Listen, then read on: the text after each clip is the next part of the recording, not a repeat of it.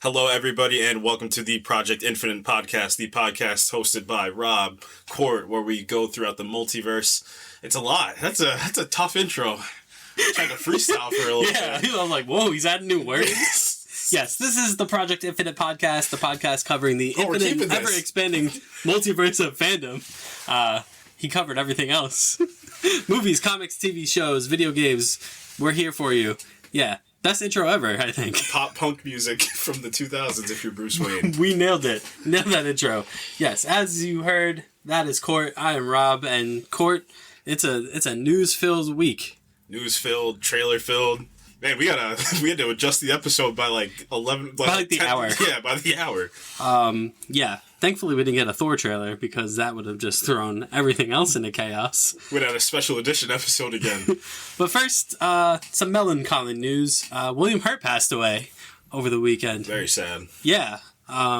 So, obviously, most known to people who listen to this podcast as General Thunderbolt Ross in the MCU, but, man, a very storied career. Oscar-winning career. Several Oscar nominations. Mm-hmm. Yeah.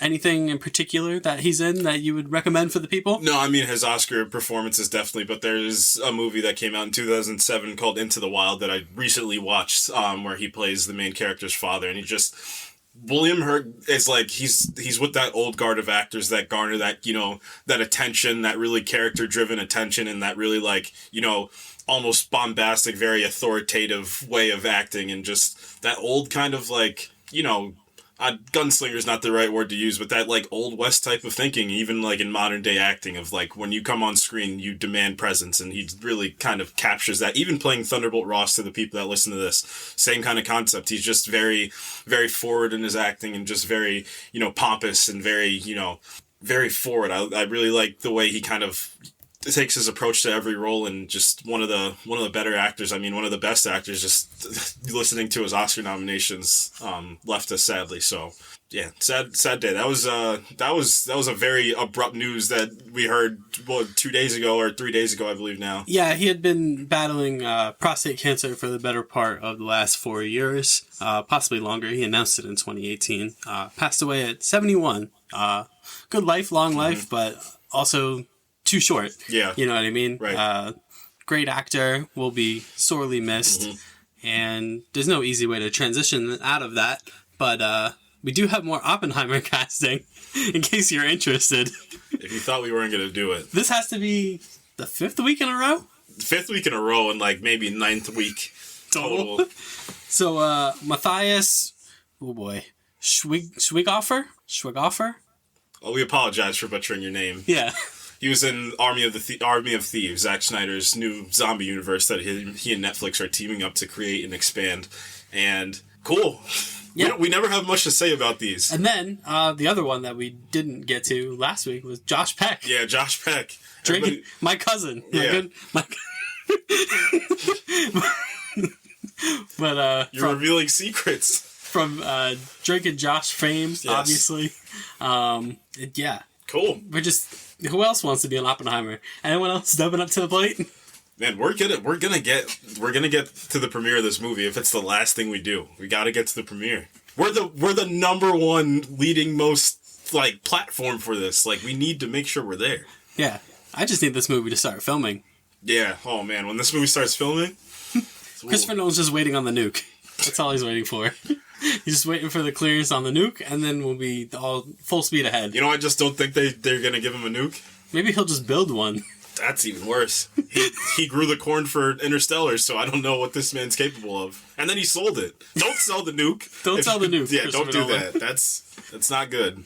Oh, man. What could we possibly follow up Oppenheimer casting with?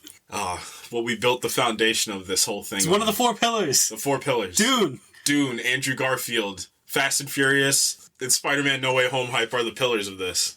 So we talked last week about who would we cast as Fade Rafa, and lo and behold, we got a guy who's in talks with, and probably will end up being our Fade Rafa. Austin Butler has been cast. It's funny because when I was a kid, Austin Butler was the Disney Channel kid through and through, and then lo and behold, 2019 hits, and then he's just chilling in Once Upon a Time in Hollywood. And I'm like, I'm actually enjoying his performance right now. I just remember him vividly of, whatever shows I was watching when I was younger. That's how I see, like, Zendaya. Because she started on Disney Channel too, and now she's, like, one of the biggest stars in the world. Right.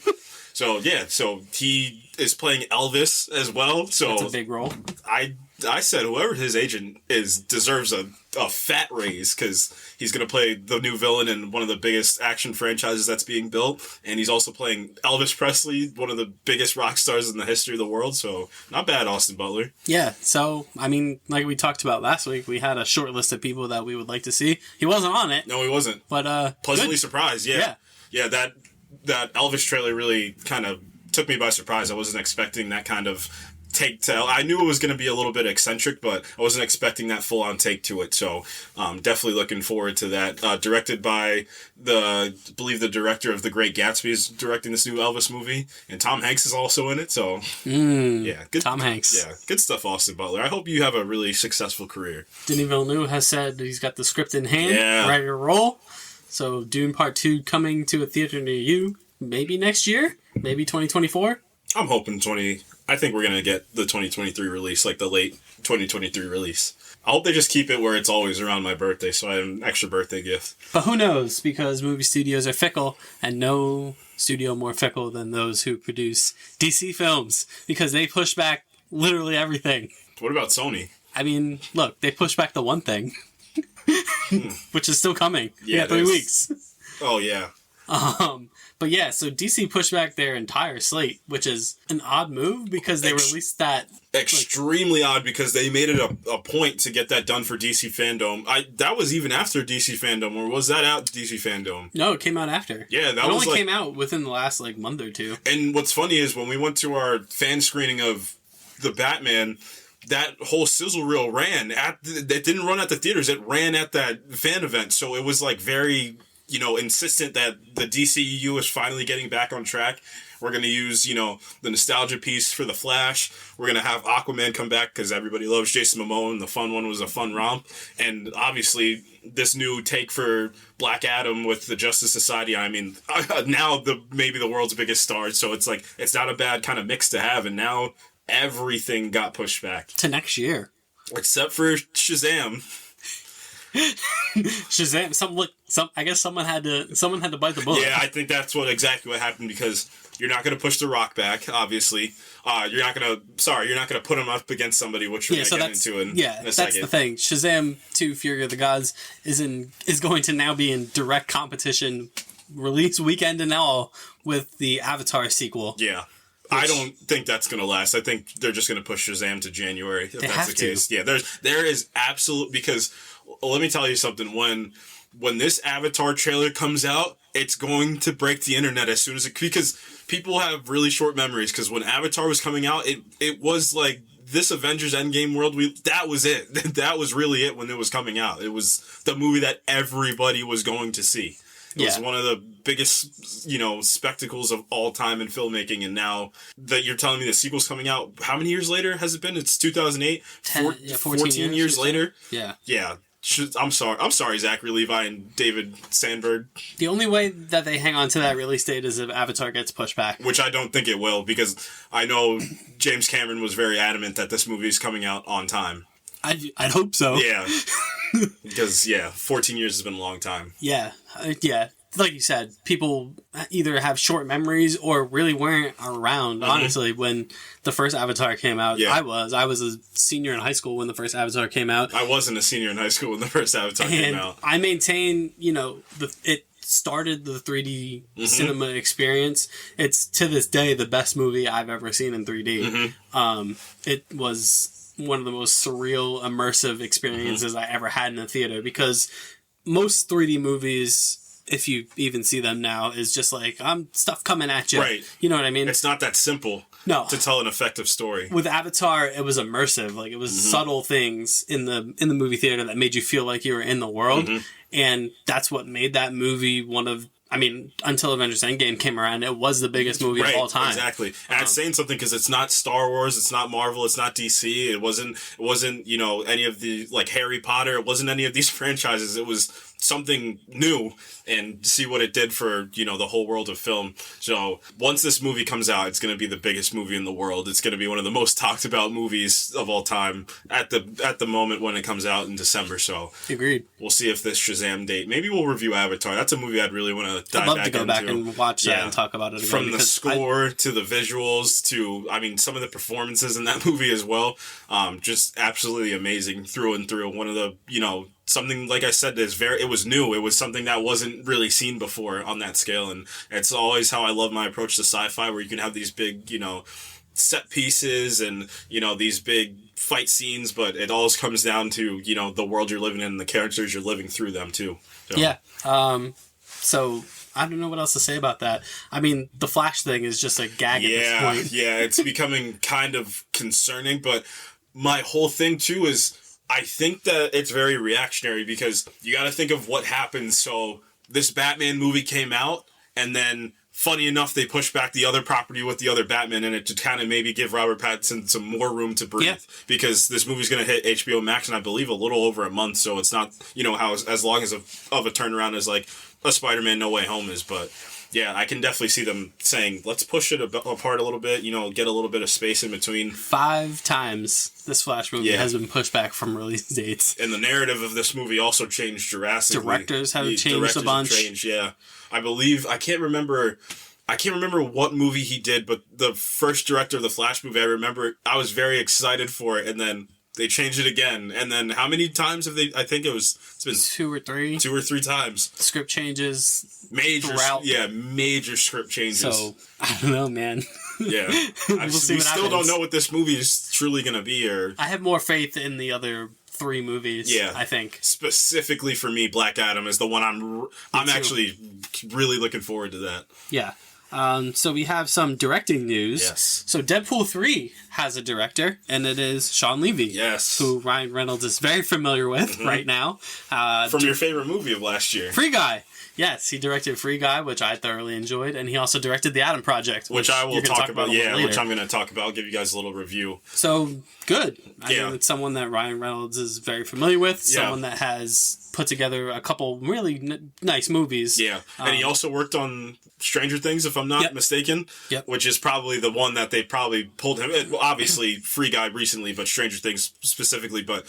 I also think that's very strategic in Marvel's case, to pull him, to make sure, like, now you don't have to worry about, because Sam Levy's really worked with, you know, he worked on like family friendly movies, but also he can kind of get up to the level of like where sometimes Stranger Things operates, where it's this really dark world. So I think that's kind of like the perfect marriage right there. Yeah, and it's going to be Deadpool's first appearance in the MCU. Mm-hmm. Possibly. Who knows if he's going to pop up in other things. We're looking at you, Doctor Strange. Yeah, and then another Marvel property, Werewolf by Night, also has a director. Your favorite composer at the moment is directing. Yeah. Amazing. You know what that is?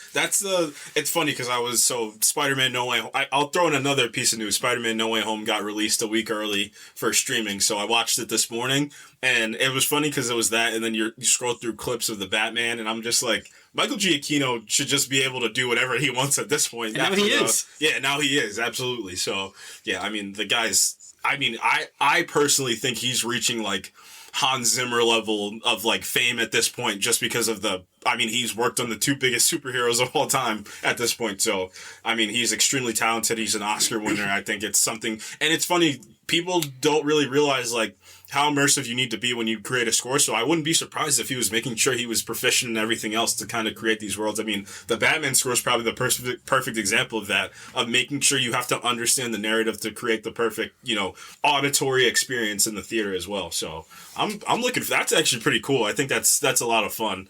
I wonder who's going to compose it. Matt Reeves. There you go. That Werewolf by Night show might be kind of interesting. Or show, right? I think it's a show, yeah. It's like a really limited show, basically a Halloween special. And then, because for those of you that don't know, a character that's getting a show very soon made his first appearance in Werewolf by Night, and that's Moon Knight, made his first appearance in Werewolf by Night. So I wonder if Oscar Isaac's going to show up in that as well. Yeah, maybe. It's the Marvel wheel that never stops turning. It's look at a bunch of characters on a dartboard and and then sure, let's do Werewolf by Night. Yeah, and we're in this field now where it doesn't matter what character it is because their track record is too good at, Exactly. creating characters that you don't know and just making you fall in love with them. Yep, which we're going to talk about a little later. What If has got a 2022 release date for season 2. Interesting. Yeah, I think this new season of What If's going to be a little bit more tight narratively as well. I think they're still going to kind of follow, or it could be the complete opposite. It's either going to be really tight narratively, or it's going to be really anthology-based where every episode's completely different. Because I think I'd prefer that. Yeah, because what happened, I think what got caught last season was, it's double-sided because it was one of the best things about the show was the Ultravision crossover that we had, but then it kind of turned on the head in the last episode because it became Doctor Strange is much more powerful than everybody else, so why do we need everybody else? So, yeah, What If it's better than I think people give it credit for, but it still didn't hit the beats that I think some people were expecting, especially the people that aren't against animation, but, don't think animation is, something you kind of look at. Yeah, I agree. I was just surprised by the release date because it feels like we just got the last season of What If, but it is animation. Yeah. So, and I wonder if they had some episodes archived too that they just had ready to go, that were still separated from everything else that didn't need to kind of fit into a narrative weave that they can kind of just. Wonder if they're going to give us that Iron Man Gamora alternate thing. I wonder. That would make some sense if that was the case. Yeah, so I mean, they'll probably do what they did last season. I think I'd prefer it to be anthology based and just do like little snippets and clips of other stuff. I'm assuming they'll do stuff with Shang-Chi. That's what I was gonna say. They might do stuff with the Eternals. I don't know. Yeah, I can see the Eternals being one. I can see Shang-Chi being one. Maybe another Black Widow focus. Well, just all the stuff like while those movies were in production as What If was being produced too, that are probably going to get a little bit more play. And then obviously the big one is probably because of Doctor Strange. That's probably what the case is going to be. All these X-Men characters might start popping up in What If as well, because that's probably going to expand on it. Yeah. So Daniel Radcliffe is not playing Wolverine. Is not playing Wolverine, but kind of dared Marvel to cast him. So that don't seem suspicious. So for the longest time, people have been fan casting, theorizing about who's going to play Wolverine in the MCU. That's not Hugh Jackman, and Daniel Radcliffe's name has come up quite a bit because he's a short king. Yeah, and he's never addressed it until now. Mostly because he's kind of been off the radar before the last couple of years. He's kind of recently, kind of Robert Pattinson style, kind of re-entered the pop culture world, taking on more and more kind of mainstream roles. He's going to be playing Weird Al Yankovic in a biopic of sorts. So his quote was, "So many times people come to me like, 'Hey man, heard the Wolverine news. That's pretty cool.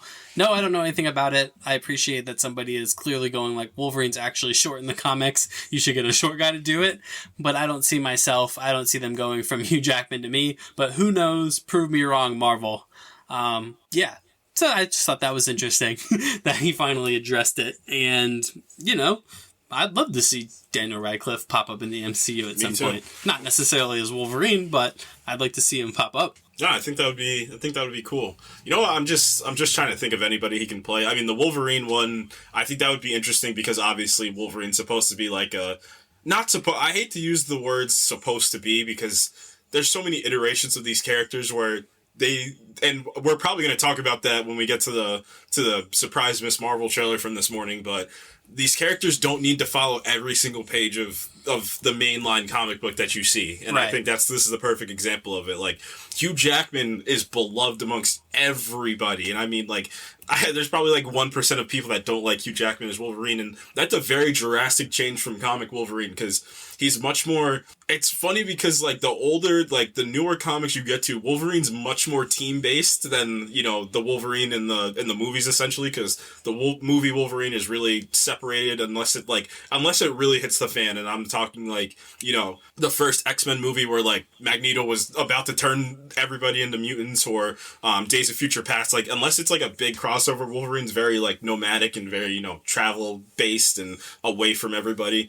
And then, obviously, Hugh Jackman's 6'3", and not in, like, not 5'3" like comic Wolverine is, but I mean, it would be an interesting casting. I still am holding out hope that Taron Egerton gets the chance to play Wolverine. I think that would be a really What do you reckon about Daniel? Daniel Radcliffe as Gambit? If I were to pick Gambit, then I would rather give Taron Egerton to play Gambit and to have Daniel Radcliffe as Wolverine. You don't want Channing Tatum as Gambit? Nope. that ship has sailed.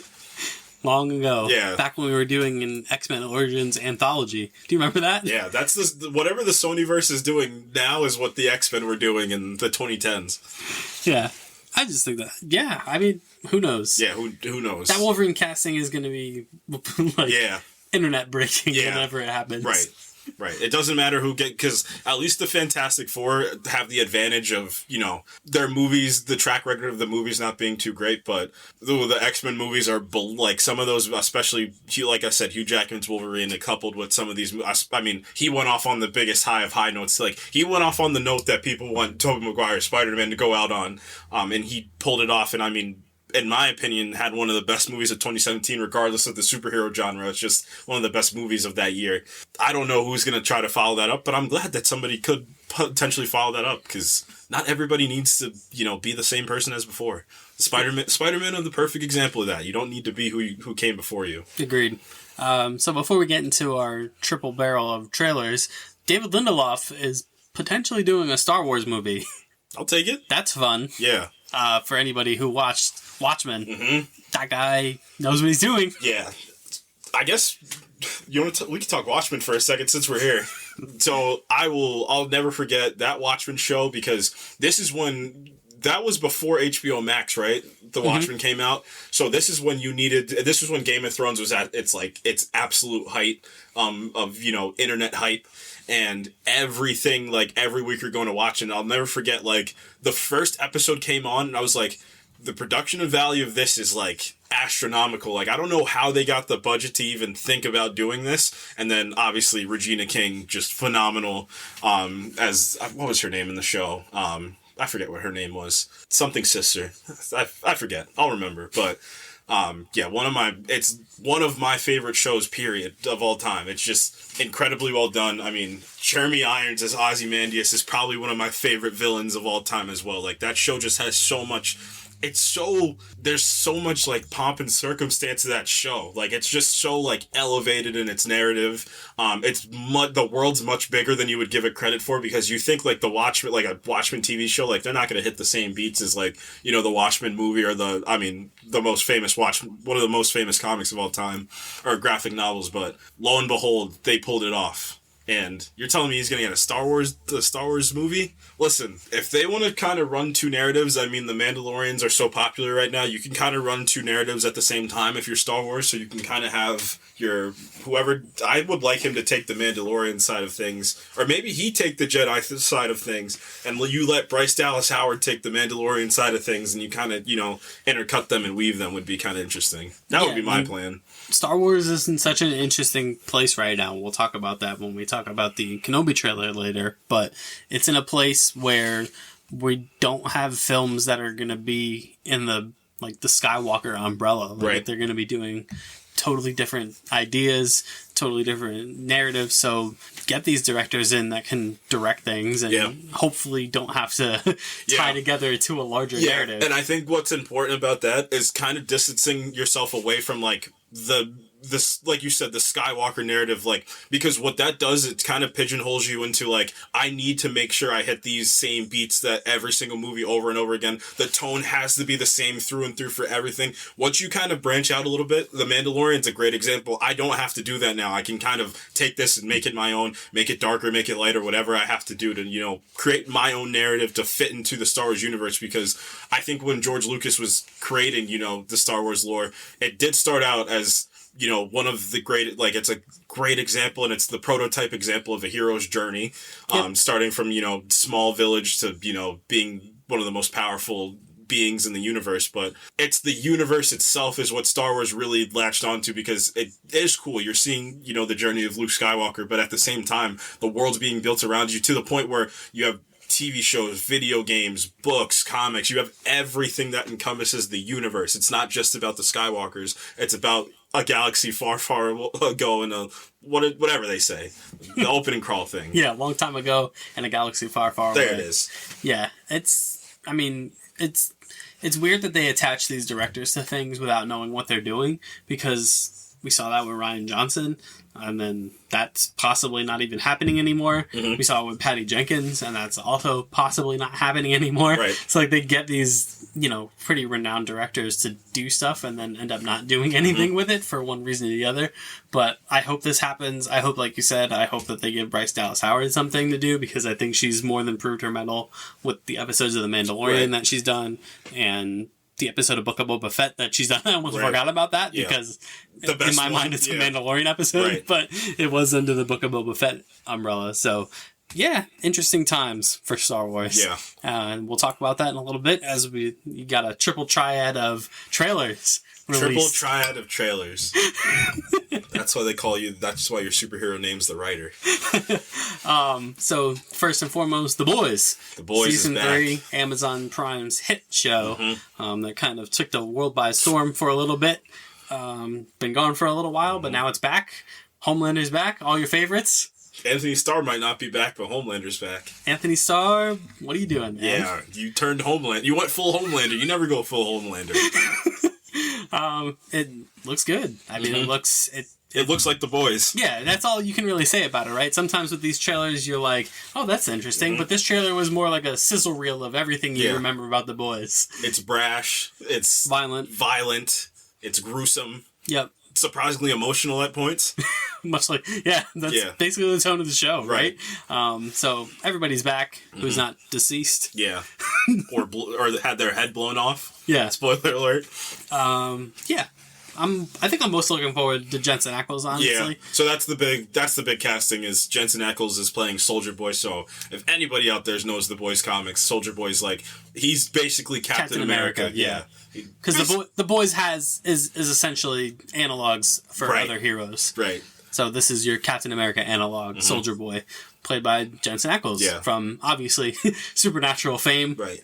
And almost than all the Batman fan casting fame. Yeah, wants him to be everything. Yeah, they do want him. They wanted him to be Green Lantern. That was probably the closest one that stuck. They wanted him to be. Well, he voiced Red Hood in the very popular animated adaptation of Under the Red Hood, where he voiced Jason Todd.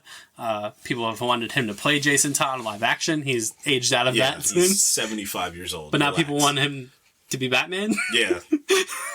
Yeah, I think this is perfect for Jensen Ackles. Yeah, perfect realm to operate in. I always wanted him to be Joel in The Last of Us. Thought he would have been a good Joel, but can't argue with Pedro Pascal. Yeah. So yeah. These casting directors and studios, I think they know what they're doing. Yeah, they know better than us. We're idiots. Right. We don't know anything. Right. We're just like, hey, that person I like vaguely resembles this person that I like in fiction, so make them the thing. Right. And then the casting directors are like, noted. But we're going to go with this other guy. I'm trying to think of any fan casting that actually came true. I mean, I can't remember back this far, but I imagine people would have liked Patrick Stewart as Professor X. That was probably, But I was too young to think about the casting process. Yeah, and I don't think that was probably even in people's thoughts in 2000. I don't think that, this... It's more like an internet thing. Yeah, it's right. It's not like going on, the news in the morning, be like, fan cast of Patrick Stewart by your local news set. I mean, Norman Reedus as Ghost Rider could be happening. And I know a lot of people have wanted that. Right. I mean, the John Krasinski thing. And Emily Blunt, that's the major one, in my opinion, as of right now, that people, are vehement about. Those two should be Reed Richardson's. But other than that, I failed to go back in time to, I'll say, probably, Iron Man, being the bench point, right? Of, when fan casting really started getting, out of control. I struggle to think of, anyone who's been casted where people were like, that's the one I picked. You know what I mean? It's usually, people you won't expect, like Robert Downey Jr. I doubt anyone thought to cast Robert Downey Jr. as Tony Stark at this time. I think that Timothée Chalamet might have got for Dune. I'm pretty sure that's who people did want. Now that's just one I can think of that people were thinking about because they needed a younger actor, and Timothée Chalamet was Leo level of famous by this time after 2017. So I think he was in recent memory a person that they wanted for a specific role that actually got that role. Yeah, but other than that, It hasn't happened to my mind. And that's why none of us are casting directors. Exactly. So that's The Boys. I'm looking forward to it. Yeah. Big call-outs from The Boys trailer. Obviously, Billy Butcher is leveling. That's the whole theme of the season, is leveling the playing field. Obviously, spoiler alert for last season, his wife is dead, killed by their own son, who, not his son, turned out to be Homelander's son. Ooh, we gotta stop this.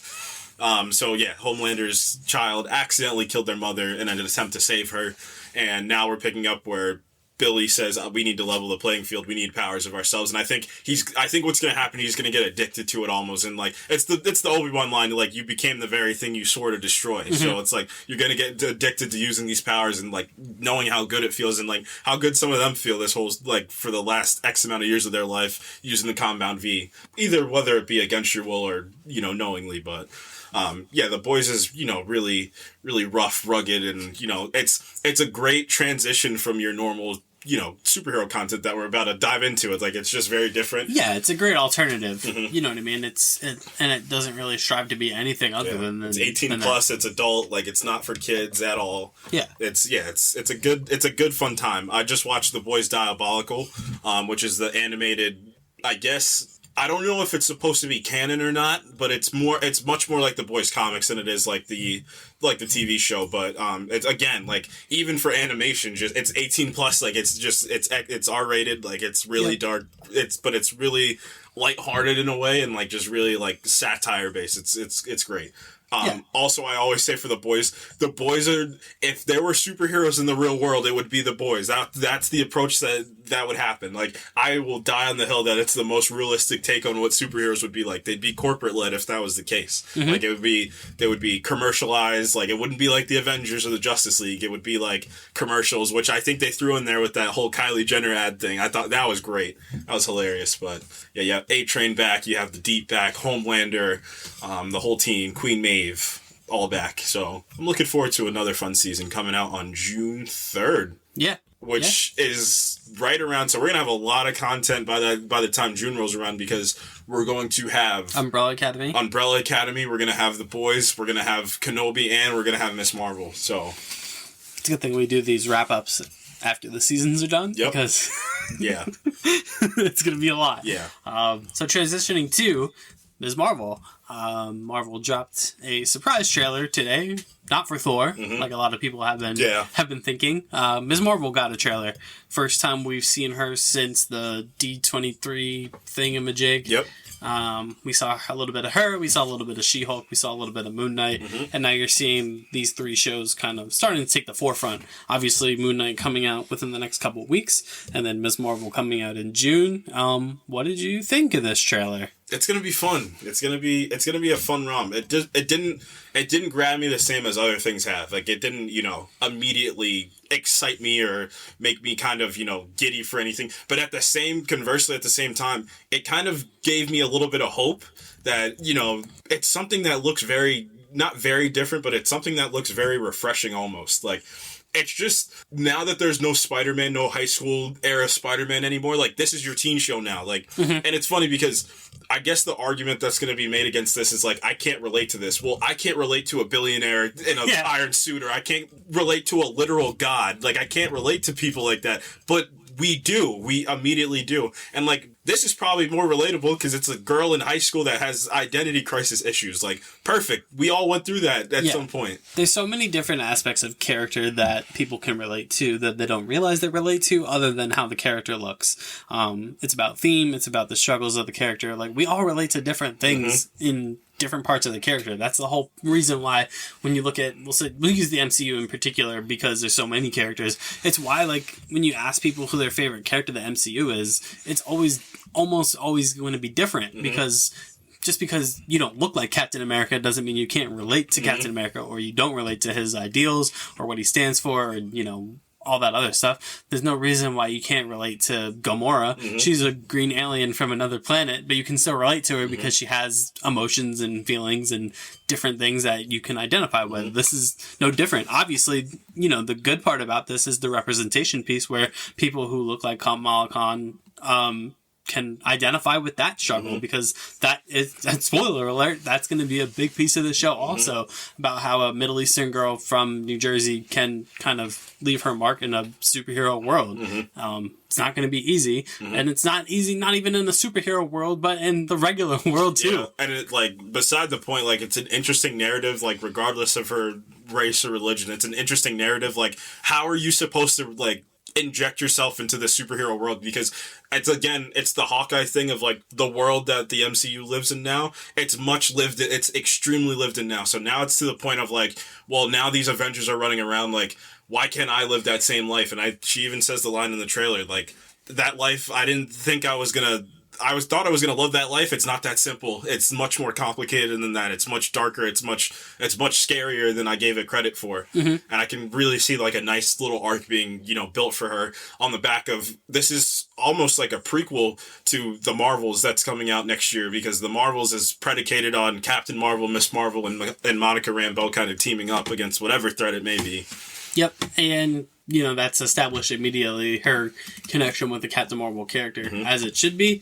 I got big Scott Pilgrim vibes from this trailer, just with the art style and kind of like, it's shot in the way that shows you her perspective and how she views certain events and certain characters with, like, the doodles and the drawings around certain characters, which is cool. I'm all for different vibes. Yeah. I think that's my favorite thing. That's what sustained the MCU since 2008 is people complain about the sameness, but I never viewed it through that lens. Everything is different, and this is tackling that kind of Scott Pilgrim, young adult kind of mixture, which we haven't really had because, Spider-Man is the closest. Yeah. Particularly Homecoming is the closest to a typical kind of young adult narrative. Yeah. And this is going even further than that. Yeah, this is the straight up coming of age. Like, this is because Spider-Man's arc itself in the MCU was a coming of age story almost, but it was almost like it's not coming of age, it's coming of hero age. This one feels straight up coming of age. Like, she's now has to settle herself, like, into herself, and it's like her powers are very kind of, reflective of that, of coming into your own and, like, self-identity. But her powers are much different here than they are in the comics, so let's address the New Jersey-sized elephant in the room. Yeah, she also has the struggle of coming from New Jersey. Yeah. Which is a superpower in itself, coming out of that state, but... It is kind of funny because I think that's actually kind of cool. Like, it's not like she's from New York City, or it's not like she's from Los Angeles, or she's from, like, England, or, like, London. Like, she lives in New Jersey. Like, again, it's like, what's my place in this bigger world? Like, can I have a place in this bigger world amongst these, like, titans of heroes? Because like, I'm from New Jersey. Right. Who cares about that? Yeah, it's because she's from New Jersey. Let's talk about her powers, because this is definitely this is what raised my eyebrows. And you got a sense of this from the trailer.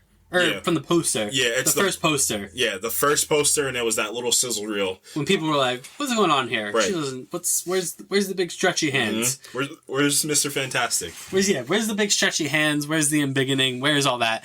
She's got some type of cosmic powers in this. And I think that's intentional because of Captain Marvel. That's intentional. Like, I think what's going to happen is they want Carol's powers, Monica's powers, and Kamala's powers to be, like, close to each other for whatever's going to happen in this movie. I also got another theory, but before that, I think they want it to flow a little bit easier, like, because she is supposed to kind of be this younger version of, like, Carol, like, somebody that looks up to her, like, kind of how Kate Bishop applies to Hawkeye. So she put on a wristband and she got some powers. I was very confused. This is my thing.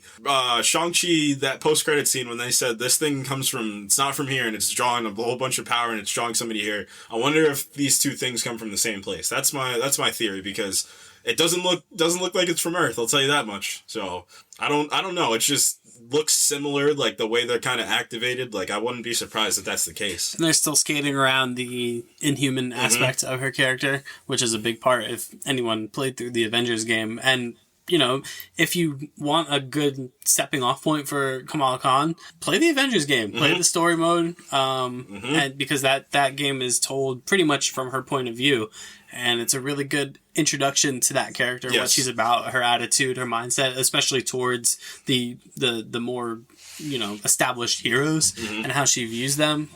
She was a highlight of that game for me personally, for a lot of people. Yeah, she was the best, in my opinion, she's the best part of that game by far. I don't even think there's anything remotely close to, the emotional beats that she hits and kind of some of the physical beats. She was extremely fun to play with, in my opinion, in that game. Maybe don't buy the Avengers game. Maybe go on YouTube and look up like a supercut of the story mode that people do. Like they do like the story trailers and stuff.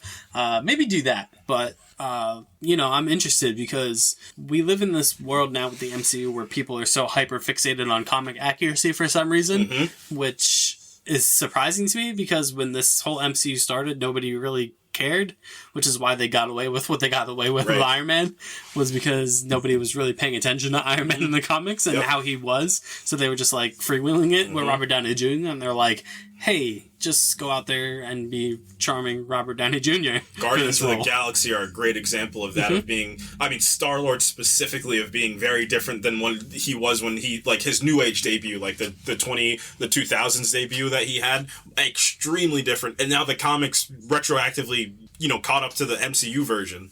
Yeah, so it's kind of funny that people were like, it's not comic accurate. Like, you weren't reading Miss Marvel comics. You were not reading this. Yeah, you'll live.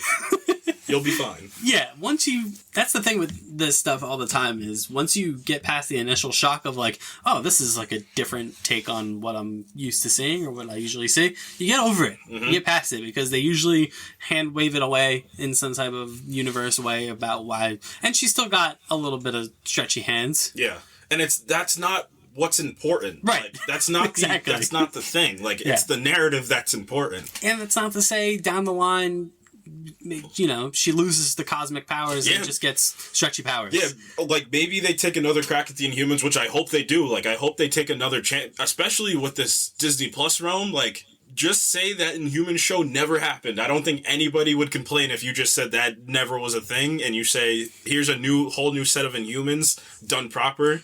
Like they should have done. They should have just made the movie and had Vin Diesel play Black Bolt so he didn't have to say anything for 2+ hours.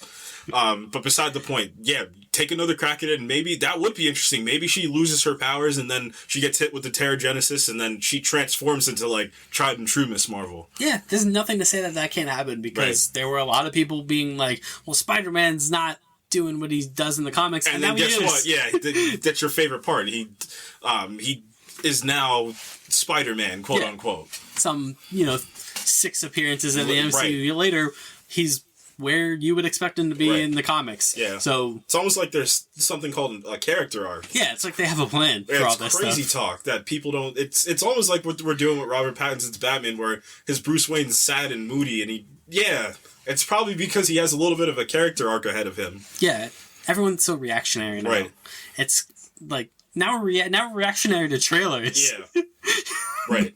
To the point where, like, they ruin the character. Like, whoa. Is the show good? Like, is the narrative good? We don't know yet. Exactly. We're not going to know until probably, like, mid-July. Right. When the show wraps up. Exactly. And then we'll be able to muse our thoughts and be like, well, let's see where she's at. But let's... Right. Everyone relax. Pump the brakes. Relax on the reactionary talk. Yeah. Because there's a long way to go. Yeah. I think we're going to have I think this show's going to, like I said, it's going to be almost like this kind of new age, coming of age story, like, your Edge of 17s. I'm just trying to rattle off any movies I can think of. Your Me, Earl, and the Dying Girl, like movies like that, like the newer, like the 2010s versions of these coming of age stories, where it's a little bit, not as like clear cut and dry as like, the 80s versions of them, outside of John Hughes, because John Hughes got away with a little bit more than you could probably get away with for a PG rating. But no, I think it's gonna be, the actress that they got to play Miss Marvel, she's got immediate charisma that you can feel an immediate relation. In my opinion, she's got immediate relation to kind of how it was in high school, like how it felt like being like a freshman or sophomore in high school, not knowing your place in your school, not knowing your place with the people that you live with, and not knowing your place in this superhero fled world. That's the other thing that confuses me about people who are like, well, I can't relate. Weren't you that age once? Yeah. Did you just come out of the womb as a 35-year-old person? Yeah. Or like, what's the deal here? You never had one awkward phase. You were just cool your whole life? Makes sense. You don't remember that part? So, yeah, I'm looking forward to it. I'm looking forward to the continued expansion of this crazy MCU that people thought were like, yeah, Endgame is nice, but now your time has come and gone. And Marvel's like, nope, Yeah, drive that in the second gear. Yeah, they're just that was just the beginning. Right. So coming off of that, boy, we're here. Yeah, hello there, General Kenobi. He's back. He's back. He's back. He's Duel of the Fates is back. John Williams is back. Hayden Christensen's back. They're all back. Friggin' Uncle Owen's back. Uncle Owen's back. Aunt Peru's back. They're all back. The Grand Inquisitor's back. The Grand Inquisitor's back. Too much controversy. Ooh, we'll get into that. We'll get into that 100%. But yes, the Kenobi trailer has officially dropped, and it's as good as you can imagine it would be. Maybe even better. It's that Duel of the Fates really, really gets you. Mm-hmm. Yeah, so let's dive in here. So the Jedi are over. Yeah. From my perspective, the Jedi are evil. From my perspective, the Jedi are canceled. And canceled they have been. Yeah. So Yoda was like, boy, I really screwed this situation up. Mm-hmm. And he fled. He was like, Obi-Wan-Kenobi, can you please watch over these children? Or one child, because freaking Bail Organa took him. Mm-hmm. Took the other one.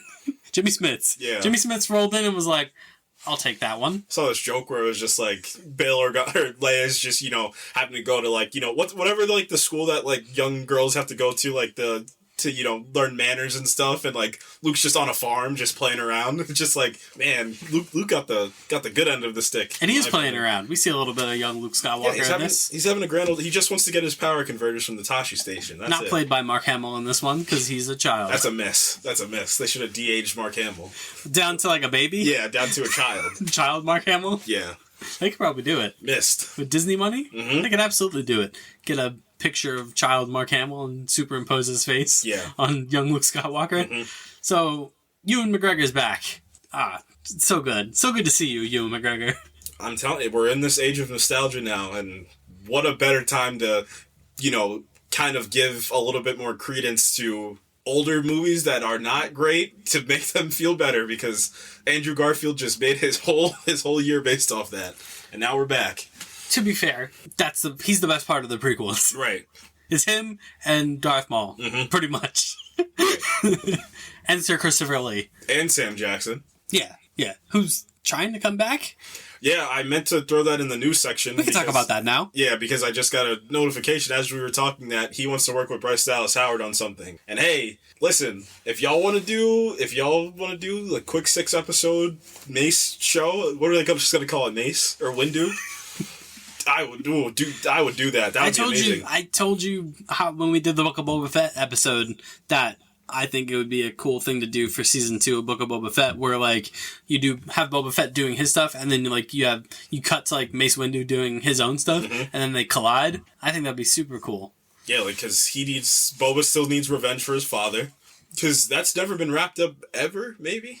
He saw him a couple times in Clone Wars, but like, what are you gonna do as like a child to this Jedi Master? Exactly. So I think it'd be very compelling. We talked about Book of Boba Fett and there not being much of an arc for him in that show, and there not really being much emotional weight behind the character other than the Tusken Raider stuff that that got wrapped up pretty abruptly. Yeah, outside of the Mandalorian stuff was the best part about that show. Yeah, so I think bringing Mace back in a way that makes sense. Even if it doesn't make sense, I don't care at this point. Yeah, give us an old man Samuel L. Jackson with Bryce Dallas Howard behind the camera. I think that's a match made in heaven. I think they would have a lot of fun. Yeah. So Ewan McGregor is, he's in a cave. He's sad. He's alone. Just where you want him. Yeah. Just how you guys like Spider-Man at the end of this movie. Sad and alone. Sad and alone. Same thing for Kenobi. Same thing. Sad and alone. We're going to get some quips. I can't wait for the quips to come back. Yeah, so it's pretty much how you'd envision it when people started wondering about, well, what is this going to be? Because for the longest time, people were like, Kenobi spinoff, Kenobi spinoff, Kenobi spinoff. And then Disney was like, all right, fine, we're doing it. We're doing it. Here it comes. But what are you guys going to do, though? Did we not make you happy? We did the thing. Yeah, he's in it. Yeah. So grim, very grim. That's the world that always operates in. This is where I think Star Wars.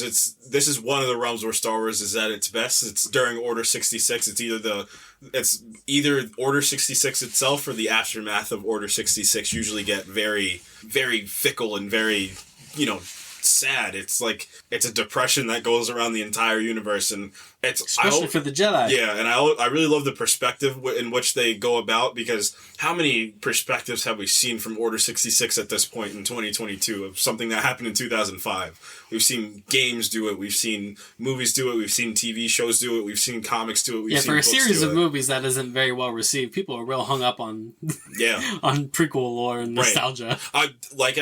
Like I said, this age of nostalgia, like once this show starts coming out, people are going to start calling the prequels some of the best Star Wars that's ever come out. I'll bet any amount of money on it. And they'd be right. I cannot wait until we review in terms of episodes that I'm looking forward to, it's probably in the top 3, because if I'm to guess right now, it's going to be, obviously when we review Daredevil, I'm gonna come dressed in a full Daredevil suit. The prequel trilogy, and I think maybe that Doctor Strange one might get real fun because of the cameos that are gonna be thrown in there. It's gonna be a field day of reading names. Yeah. So what's Kenobi doing? He's looking after young Luke. He's doing what Cal Kestis was doing in Fallen Order. He's minding his business, laying low for a little bit. But Kenobi also gets the task of protecting young Luke and making sure that he's just alive, because from his perspective, Vader's probably going to try to come after him. No, I think Vader thinks that they're dead at this point, right? I think he thinks that Padme died with the children, so he's not there. He doesn't need to worry about it, but the Force works in mysterious ways, so you never know what's going to happen. Mm-hmm. So Hayden Christensen obviously is coming back as Darth Vader. That was something that was very well received the second that we found out about it. Real Andrew Garfield situation. Yeah. With Hayden Christensen here. But listen, I love Hayden Christensen, but Andrew Garfield's a real life great actor. How dare you? He is, though. We'll see. But how much acting is he going to be doing? Exactly. He doesn't even need to voice him, because presumably you're just going to get James Earl Jones to voice. Or a myriad of people who have voiced Vader in, video games. And I mean, the James Earl Jones voice is obviously iconic, but there's people that come close enough. Yeah, Rogue One was the first time where I felt his age, because it felt very strained the way he was. It was still very, forward and very, big and, but it did. He was in his 90s. You can tell he was in his 90s. Yeah, there's people that come as good or as close at this point, so you don't necessarily need James Earl Jones back. But I expect we're going to see some flashbacky stuff. Yeah, I think we're going to see... I don't think we're going to see anything with Grogu or that part, but I do think we're going to see some more... We're going to get a more rounded version of Order 66 from different perspectives at this point. I think it's going to be a little bit more... It's going to be after the kids are dropped off as babies, we're going to see some more of that during that time, and then kind of age it back up to the time. Just like the flashbacks we got in Book of Boba Fett. It's probably going to be akin to that. Mm-hmm. Just a little bit more tight and a little bit more, woven into that narrative a little bit better. But at this point, like we said, the Jedi are over. Whichever Jedi are alive are hiding. At this point, very few, if none of them, are trying to oppose the Empire at this time, because they have, gotten the help of the Inquisitors at this point. They have gotten their own fighting force to kind of be the generals for their Empire. Which is what we see here. Mm-hmm. We have the Inquisitors, who are kind of like Vader's special forces. Right. They're Jedi killers, basically. Yeah, they're not as powerful as Jedi or Sith, but they still are capable, to say the least. Yeah, some of them are force sensitive, right. and they use the lightsabers and all that. So we've seen the Inquisitors in a variety of Star Wars media. Jedi Fallen Order, we've seen them in Rebels. So boy, have we seen them in Rebels. Yeah. So they, on top of Vader, are kind of they're the antagonists of this, which I'm glad we got to a Star Wars thing where we know who the bad guy is, because that was my biggest gripe with Book of Boba Fett. Yeah. I'm like, who's the villain? Right. What's going on? So now it's very easy when you're doing a Star Wars show about a Jedi to tell you who the villain is. Tell you who the villain is not to cut the legs off the Sith Lord, but Darth Maul will not be showing up in this. Yes. We just learned that. It was pitched and subsequently thrown out. Yeah, because it was to the point where they were making, it was like he was going to be the villain of this. But listen, we already got the resolution to this. We already got that in Rebels. Mm-hmm. Cool. I'm cool that it's not Darth Maul. I'm fine with it. Some other people are not fine with it, but I personally am fine with it because we are going to get the quintessential. We're going to get the sequel to this fight. We're going to get part 2 of the 3-part fight between Anakin and Obi-Wan, because part 1 obviously was Revenge of the Sith. This is going to be part 2, and part 3 was If Strike Me Down Now Shall Become More Powerful as Ever. Yeah, so I'm cool with it too. Look, we don't need to see any more of Darth Maul. He's got a plenty good arc in the animated stuff that's compelling and tight and gives the character a good send-off. He popped up in Solo, which was odd, but beyond that, I don't really need to see any more Darth Maul. He's cool character, but the real emotional driving force between Obi-Wan is Anakin, because that's where the whole thing started. Yeah, and this show's I think that's gonna be really the emotional beat and what's gonna drive this show. It's not the fact that they're adversaries to each other. It's because not only did the Jedi fail themselves, it's Obi-Wan's got to think to himself, if I did anything, it's the guilt, it's the irrational guilt, because nothing that he was going to do was going to, influence Anakin. Anakin already was on this path. Obi-Wan did plead his case to him. He said, this is you were my brother, this is not you. I've seen the best of you. But he already was influenced by, the Sith Grand Met. He was already influenced by the Sith. He was already, had the tragedy of losing his mother. And on top of that, he was not given a promotion at work. So now look where we are. It's not his fault, but he's going to think it's his fault. And I think that's going to be the backbone of the show. It's going to be, now that fight can be really well, because I think the last episode is going to be solely an episode of that fight. It's going to probably be a solid, I hope it's a 10-minute fight. Because it's the part of this story that we haven't seen. Mm-hmm. We haven't seen Obi-Wan truly cope with the loss of Anakin, because he loses him at the end of Revenge of the Sith, but the majority of that is them just trying to kill each other. Mm-hmm. So we never see the fallout from that. We see, he gives the line about "you were my brother," all that stuff. The hashtag acting. But we never see the fallout from that. We never see him try to cope with losing someone that was like a brother to him. And on top of that, he also feels like he failed his master, because Qui-Gon, for good or ill, entrusted Obi-Wan with training Anakin and ensuring that he was the chosen one. Yeah. And it's really interesting from that perspective too, because again, that failure piece, now it's even more, because you didn't just fail, it's really compelling, because it works both ways. It's not only did he fail fail the Jedi, he failed the universe essentially, because the one person that was supposed to save him, it's almost asking the question, which one's more important? Is it the fact that you essentially let the universe be taken over by the Empire, or is it more personal? Is it the fact that just you as an older brother failed? That's probably what's going to be more emotionally taxing, is yes, the universe is gone up in flames, but you lost your little brother. That's the thing that he's probably thinking about every single day. And then seeing a younger version of him is essentially where he's going to start again. I think it's going to make A New Hope even better, and obviously it's going to make the prequels better. Yeah, I totally agree. Let's talk about the Inquisitors for a second. Yeah. Because, the Grand Inquisitor is back, carrying on the Disney Plus tradition of taking these characters from animation and bringing them to live action, and boys, you people have opinions on the Grand Inquisitor. So let's start with Ahsoka, because that was the first one. That was the first big one where people were like, alright, we'll see how this plays. Ahsoka looks great. She looks great. It doesn't hurt that you have Rosario Dawson to play her as well.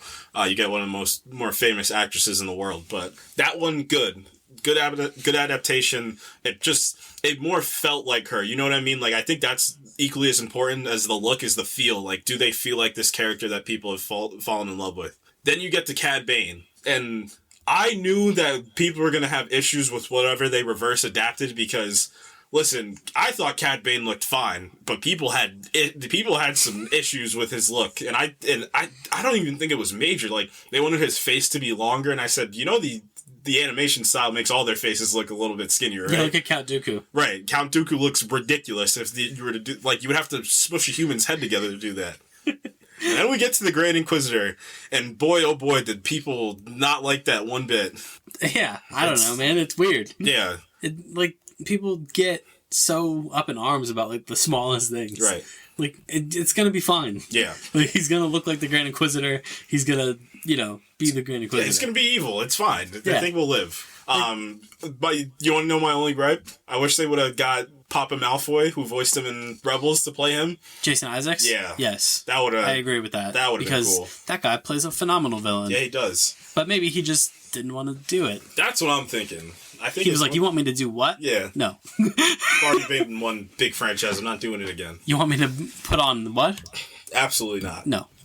The white wig. The white wig was enough. Yeah, the white wig was enough. I'm not doing anything else other than that. You're not going to get me all this weird makeup and this and that. Absolutely. It's a lot. Yeah. It's a lot of work. It is. Ask Ron Perlman how that Hellboy look went for him. Yeah, so the Inquisitors are going to be like the secondary antagonists on top of... Because I don't think we're going to see much of Vader. No, I think they're going to use Vader, extremely sparingly. And that it's not going to be akin to what they did with Kingpin and Hawkeye, but I think it's going to be more of... He's just going to be an outside presence that's going to be looming... It's allegorical. It's like he's looming over the universe, but he's also looming over... Obi-Wan's thoughts, too. It's going to be like a dark cloud that's just... Because we don't know what Obi-Wan's familiarity was with Vader at this point. Yeah, because, there's probably a book or a comic that probably tells you, but for us, I've only read a couple of both, but at this point, if we're just looking at what's canon in the movies and in the TV shows, at this point, does he know that he's Vader at this point? We don't know. Yeah, and I think that's probably where this is going to start. Like, maybe the revelation that Anakin is Vader at this point would be real interesting. Yeah, because he never hears him referred to as Vader. He never, for all he knows, he got his legs and arms chopped off and left him in Mustafar. Probably thinks he's dead, yeah. So, we're going to have to see that whole revelation take place unless, they tell us, do like a flashback or something that, like, he knows that Vader is Anakin. Because other than that, there's no way that he would know. Because, the Jedi, the whole reason Vader needs the Inquisitors is because the Jedi kind of cut off their connection to the Force. And they're not using the Force, and then, as soon as they do, the Inquisitors... they're there. So I'm assuming that's going to be a big conflict of this is Obi-Wan just kind of stay off the grid, and he's going to do the thing from Fallen Order where he tries to save somebody and then the Inquisitors showed up right after. But we see that, well, we don't see it, but we hear the voiceover in the trailer say like, this is the Jedi way. They're going to slip up. They can't help themselves. They have to do good.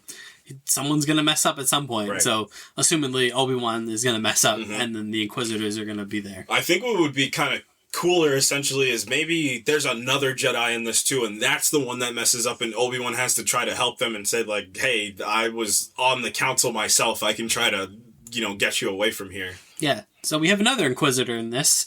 Moses Ingram plays Reva, who's kind of, I guess, the main kind of physical, I would say, antagonist who, is Obi-Wan's going to go up against. Which, I don't think she's going to be an antagonist for this whole show. I have a thought that she's not going to be. Because if Fallen Order has taught us one thing, that some of these Inquisitors used to be, the Force-sensitive ones at least, used to be Jedi. So, or Padawans, Jedi, whatever it may be. Because I even think the Grand Inquisitor from Rebels, that's where he was one of the guards on Coruscant before he turned into an Inquisitor. So, I think she is going to be a former Jedi or a former Padawan that turned, but I think she might turn back by the end of this. That'd be cool. That's an interesting thought. I hadn't thought of that. Because I think the thing that people are like most like not concerned about, but they're like, Obi-Wan shouldn't have trouble with the Inquisitors or whatever. I'm like, yeah, no kidding. Right. But it's a TV show. There's gonna have to be conflict. You can't just have a whole series of Obi-Wan just decimating people. And he's cut off from the Force. Like he's Right. It's not even that he's cut. It is that he's cut off from the Force, but even to go further, it's not. Now he's dealing with the Empire on top of this. Like now, it's not like. And he's like retired. Yeah, he's retired. He's getting old. He's past his prime. Yeah, he has binoculars now. That's an old people activity is to have binoculars. So yeah, he's not Episode 3 Obi-Wan that we know and love. Yeah. He's getting into Logan range. Yeah, he's gonna turn into Alec Guinness soon. Yeah, it's gonna be great. I hope that's how the show ends. Yeah. Him just morphing into Alec Guinness. The most like 80s CGI that you can find. It's gonna be amazing. Like Animorph style. Just right. Yeah. You're like, oh, yeah. Oh, and then he says, I hope he says the wretched hive line. That would make my day. I can't wait. There's gonna be so many lines. Oh my gosh. He's gotta say hello there at some point, right? He will. Once an episode. Yeah. Even. So is there anybody else that you're expecting to see in this? Or no? No, I've lost faith on my Cal Kestis train of any of those Fallen Order characters showing up. But this, I mean, if there is a show for them, because the Mandalorian one was like, that was still a little far-fetched, but I mean, this is the one, because at this point for Cal Kestis, he's, trying to find more Jedi and trying to rebuild the Jedi Order. Obviously, that's probably going to be resolved in Jedi Fallen Order 2, which is probably going to be like, they didn't succeed, because we've never heard of this guy before that game, but I think that would be a cameo that's always going to be, on the back burner. Especially now that you have the Inquisitors zipping around. Right. Cal Kestis could show up. I don't think so. Me neither. I think this is going to be a very self-contained story. I think it's going to be... Look, you have enough. Yeah. This is he's like on the Mount Rushmore of Star Wars characters. Right. You know what I mean? It's him, it's Vader, it's Luke, it's probably Han Solo. R2-D2. Oh, sorry, Han Solo. That's probably like your Mount Rushmore, quick Mount Rushmore of Star Wars characters. Those are probably the 4.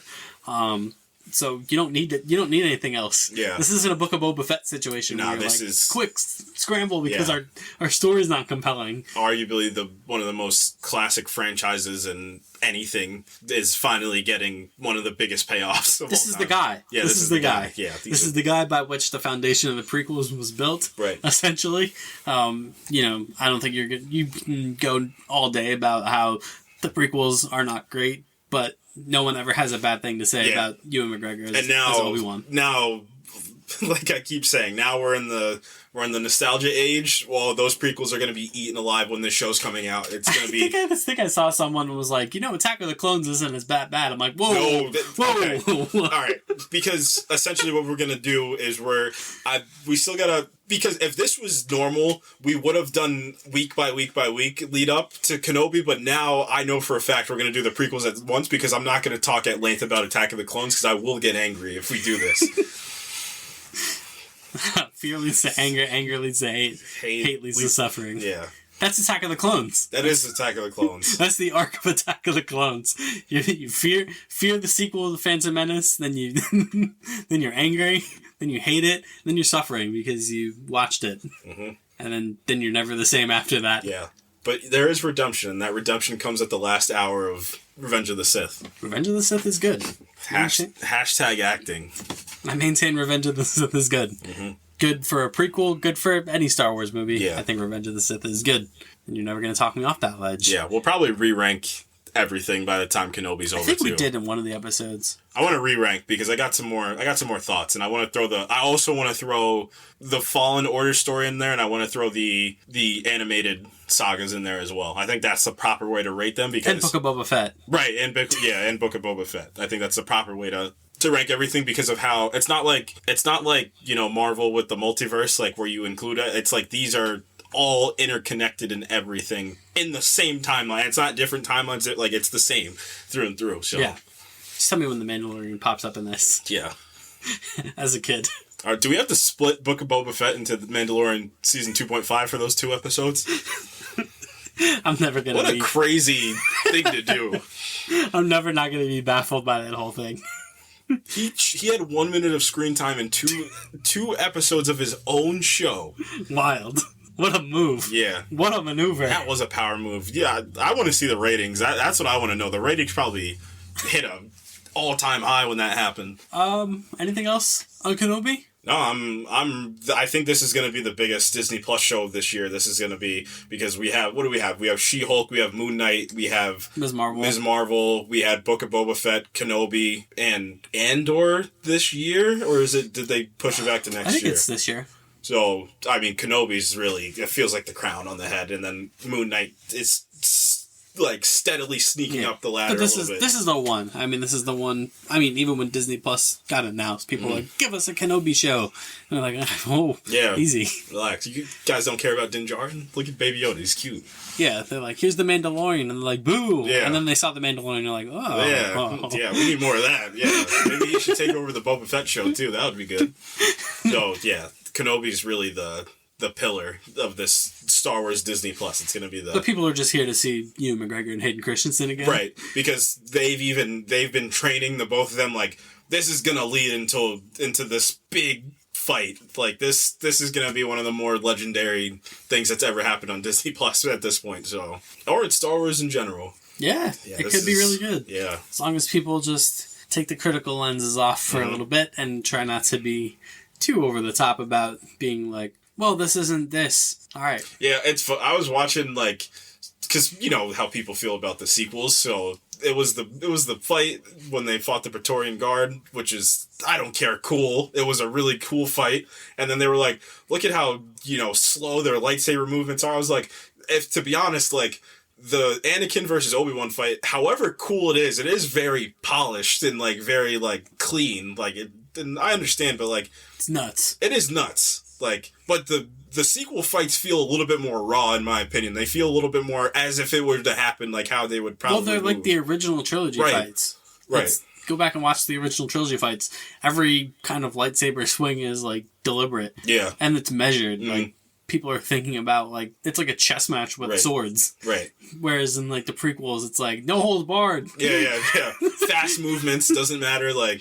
Right. There's that gif of the Darth Maul Obi-Wan fight from 1, and they're just, like, swinging at the air, like, on purpose. Right. Like, just because it looks cool. Yeah, they did that in the Revenge of the Sith fight. There was this part where they both swung it behind their back and, like, did it twice. I'm like, how is this helping you kill the other person? Yeah. So, they're flashy. I mean, even still, that Obi-Wan Anakin fight is the gold standard as far as Star Wars. Yeah, that's not a knock on that fight. It's because the lead up to, I'm telling you, that acting right up to that fight, it's because of how good of an actor Ewan McGregor is, and, like, where Hayden Christensen was, like, makes it... I'm telling you, once this show comes out, people are going to go back to that scene and be like, this is the most emotional Star Wars thing that we've ever seen in our life. Which, narratively, it was. Acting-wise, I don't want to get into it right now. The person that came closest to, like, original trilogy era lightsaber fighting was Christopher Lee. Yeah. With Dooku. But that's, like, built into that character. And Christopher Lee wasn't 25 when he was doing it either. And also, like, an expert fencer. Right, exactly, yeah. But he's not young. So he was like, how about we just make Dooku a fencer? And they're like, yep. It's lore now. It's lore. It's lore, it's in. We gave him a curved handle. Yeah, Samuel L. Jackson wants a purple lightsaber. It's lore, and now it's an important thing to Star Wars. So that's going to do it for us this week as far as our main topics. That was fun. That was fun. A lot of trailer breakdowns, a lot of news. Oppenheimer. Love Oppenheimer. If the movie gods are listening, two movie tickets and 2 plane tickets to the LA premiere, please. So you saw the Adam Project, right? I did watch the Adam Project. You liked it? I did enjoy the Adam Project actually quite a bit. So obviously we talked about the new director of the Deadpool movies is going to be Sam Levy, and Sam Levy said, hey, let me give you an audition run, and they did it with the Adam Project. What I will say about the Adam Project, I guess to go a little bit, broader in terms of, like, the film world, like, I think we're, like, I talked about it a little bit last week with this, like, competition base that we're kind of living in terms of, like, movie and art these days. I wish people would take that. This movie feels like the 80s lens of how we made how movies were made in the 80s. Like, this is how the approach was, and I couldn't be more thankful for it. It's a very Spielberg-inspired narrative, like, where you have a young protagonist thrown into a world that's not familiar to him, and he has to go on a hero's journey and return. Like, it's that same thing. So, essentially, the plot of the Adam Project is there's this kid named Adam. He lives in X state. Who cares? Doesn't matter. And New Jersey. Does he? No, he It's doesn't. not New Jersey. Yeah, it's not. I can't remember what state it is. Doesn't matter. And he's getting picked on at school. His father passed away. It's just his mother. Very by the books origin. And then one night he's his mom goes out on a date, and that's like, one of the emotional beats. Mom goes out on a date, and he's home alone with his dog playing video games. Power goes out. Lo and behold, there's a man that's just in his garage, and it's Not great. Yeah, not great. Ideal. And they address that, and I'm going to talk about that when I talk about the chemistry between the main actor and Ryan Reynolds. But his movements are similar to him. He knew how to get into the garage, and he's kind of saying these things like, you have the same scar I do, and then you find out that this is this little kid from the future played by Ryan Reynolds. And the chemistry that they have is just, it's unmatched. Like, you really, this kid, like, I don't know, because I think they said they auditioned hundreds of kids, which if you don't know, that's usually how auditions goes for anything, like, especially for younger actors. Yep. They'll run through actors to trying to find the right one. Miss Marvel's probably a good example of that. I guarantee you they probably ran through hundreds of actresses to try to find the correct actress. So they bounce off each other. I think what they did is they had him read Ryan Reynolds movie lines to kind of see, and it was from, he was talking to the bullies when he was at school, and he was just, the quips he was giving back were it just felt like Ryan, like, it really does feel like a younger version of Ryan Reynolds. So hats off to the actor that they got. He did a really good job being the counter. And then this older version of, this kind of grief-stricken, but also still Ryan Reynolds version of Adam. It's a really fun movie that kind of begs the questions, like, what happens if you met your older self? Like, would you be impressed? Like, there's like a really good line, because he's like small and scrawny, and like Ryan Reynolds is Ryan Reynolds. So he's just like, when does all this happen? Like, it was like, when do I get that? Like, it's a really fun moment, but you get that hero's journey. You find out that he's coming back to the future, or coming back from the future to find his wife, who he thinks is deceased, but he's not too sure. Played by Zoe Saldana. And let me tell you something. I was not expecting, like, the emotion that they had, that she had. Like, what I think at that point in the movie, it was very not by the books, because I definitely was really intrigued. I think that's something this movie does really well. It really kind of grips you with that kind of, like I said, that Spielberg-inspired 80s kind of approach to it. But she just immediately infused, like, this kind of emotion, like this sorrow, but also like this hope to it, which I wasn't expecting. Like, I was thinking about that even with Gamora. Like, her line delivery is very, large, and it's very theater way to present your lines, which she does, and she just does it really well. The moment they meet, they're like fighting together, like it's a really solid action piece that they have together. This movie's so much fun. Like, it's something we need, because it's like I said earlier, like, this whole realm we're living in, where it's like you need to beat this thing to be a good movie, or you need to compare it back. Who cares? Throw all that out. Like, I'm having a good time having this movie that I would enjoy as if I was a child or if I was an adult. Like, it's just an enjoyable movie. I feel like Ryan Reynolds has this unique ability to produce that sort of emotion in people, right? Where they're like, oh, this looks like a fun, dumb thing. And then it's like a fun thing, but it's not necessarily dumb. Like, you're like, oh man, did I like that more than I thought I was going to? I think of Free Guy, but I think that we talked about earlier how it's done by the same director, where I went to Free Guy thinking, oh, this is going to be dumb, and Ryan Reynolds is going to be Ryan Reynolds, and then I'm like, wait a second, is this movie actually better than I thought it was going to be? Right. And he's got that kind of charm about him. Yeah, and I think that even flows through the younger version of himself. It's like, it's the youthful exuberance of, like, how you would turn out to be when you were older, that, like, and all the things that kind of affect you. And Mark Ruffalo plays his father in the movie, and they end up meeting a past version of himself before he dies. So yeah, all the performances are good. Jennifer Garner plays his mother, which is funny because 13 going on 30. 13 going on 30 reunion. So that was a big thing about this movie. But yeah, I think performance lens this movie, everybody pretty much excels. And like I said, my standout was Zoe Saldana came out of nowhere and was just like, because at this point of the movie, and the movie was actually pretty solidly paced too. Like, this was like, it didn't have major pacing issues at all. Obviously you can nitpick, but who cares? So pacing was well done, and like, just, it was something where, like, because you can feel the movie could have got very cliche at that point, but then she came in, and then, like, her acting itself really kind of propelled it to the second act of the movie too. So at that point it was good. I have one major gripe. the de-aging of the main villain, because obviously you have your past version and your future version. So there's the main villain in the movie, and so you find out that she's essentially influencing herself in the past, and she's making sure that that point in the future gets done. And it's the whole whatever you want to pick, Tenet, like the grandfather paradox they use in Tenet. Like, how are you now, like, influence, like, how are you getting to this decision if I'm from the future telling you about the past? Like, how do you even get to that point, like, to this first version of yourself from the future going back to the past? The de-aging was not great. It was not good.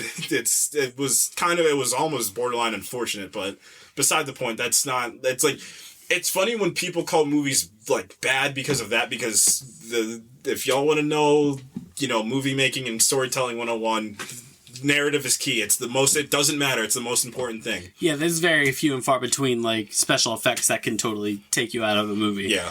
It would have to be really, really bad. Yeah. I think of Mummy Returns, Scorpion King. Yep. That's the type of CG that can totally take you out of a movie. It's, like, ludicrous that this even, like, passed to get, produced. But... like, they're turning The Rock into, like, a whole CGI person for no reason. Right. Like Beowulf level of CGI. Oh, God. Sorry, I didn't mean to take the Beowulf, I remember that. Yeah.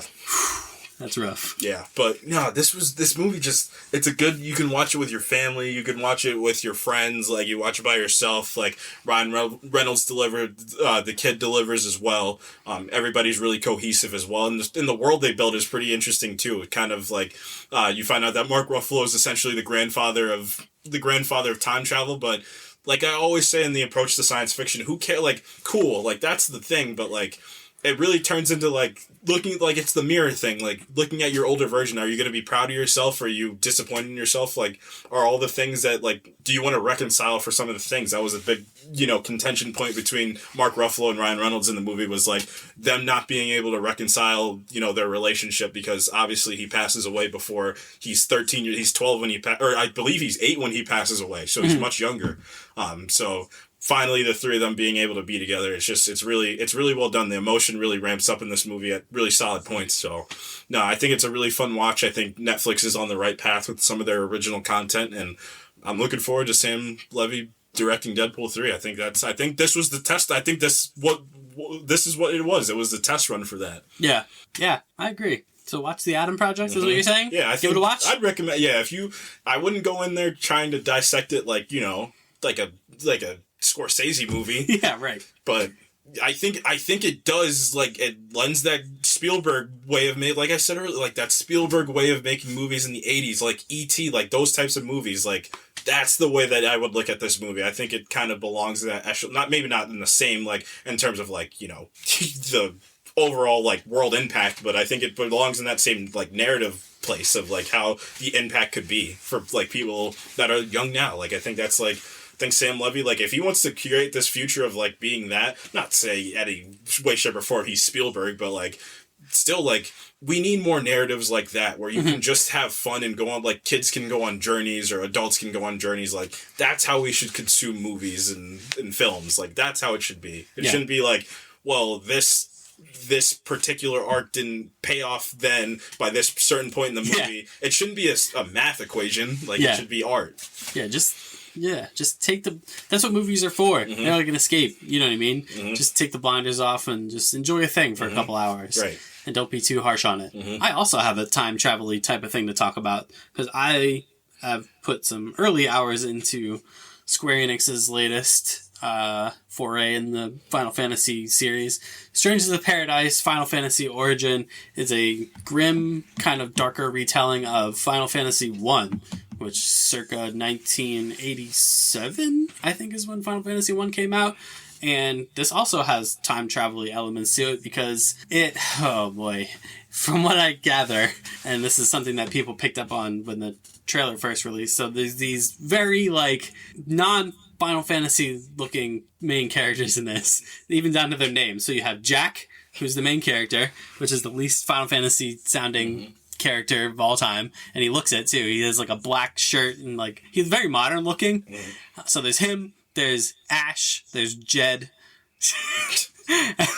and then there's Neon, and then So the beginning is you fight the main antagonist from Final Fantasy 1, Garland, who's like this black knight, you know, because Final Fantasy in its original iteration was very like sword and sorcery, you know, Final Fantasy. It's a fantasy story. So you fight Garland, and then people are like, wait a second, is Jack Garland before he becomes Garland? And then like the directors are like, yeah, you got us.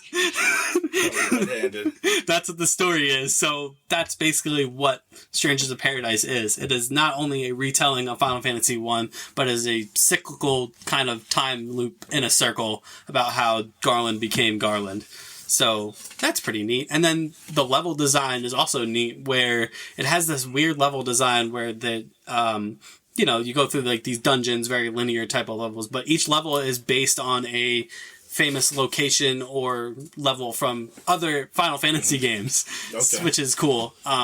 Which historically, as people probably know about the series, none of the Final Fantasy games are connected to each other, but this one draws inspiration from all the other ones, and they make note of that in the lore. So there'll be a level where you go through and it'll be like, this place comes from Dimension 7, which is obviously a level inspired by Final Fantasy 7, and so on and so forth. So it's a good game for fans of the series, because you're like, oh, there's that thing from this game that I really like. The combat is, if anyone's familiar with Team Ninja, who develops this game alongside Square Enix, developed the Ninja Gaiden games, the Neo games, which are fast-paced, action-based, faster than, you know, what you would see in, say, like a God of War. So it's closer to like Devil May Cry. It's very fast-paced, very action-based, and then borrow some elements from the Souls game / Jedi Fallen Order, where it has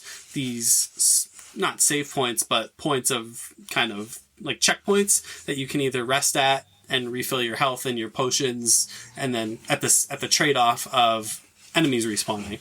So it borrows elements from that. Accessible, not terribly difficult for people that have played Ninja Gaiden. Is a historically difficult game to play. It has difficult settings, so if you just want to enjoy story, if you want a little more of a challenge, they have that. Not a game that was really on my radar, because like I said, the plainness of the characters was kind of like alarming.